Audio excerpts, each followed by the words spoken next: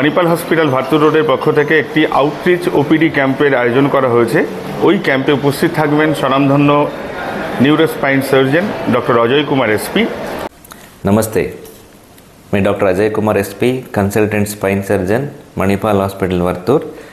हम इस बार हाबरा और बशीरहाट में 16 तारीख को कैंप के लिए आ रहे।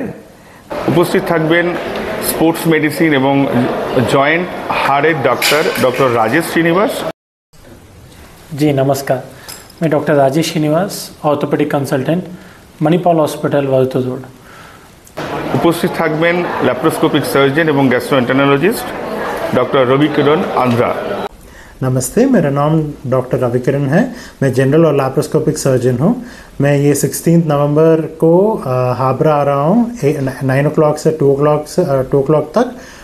এই তিনজন ডক্টরের সমন্বয়ে আমাদের ক্যাম্প আগামী রবিবার 16 November Habra excellence medical diagnostic centre.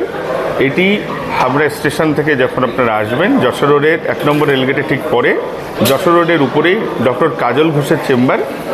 আপনাদের যাদের যাদের প্রয়োজন আছে আপনারা অবশ্যই যোগাযোগ করবেন এবং স্ক্রিনে দেওয়া নম্বরে আপনারা নাম লেখাতে পারেন। নমস্কার।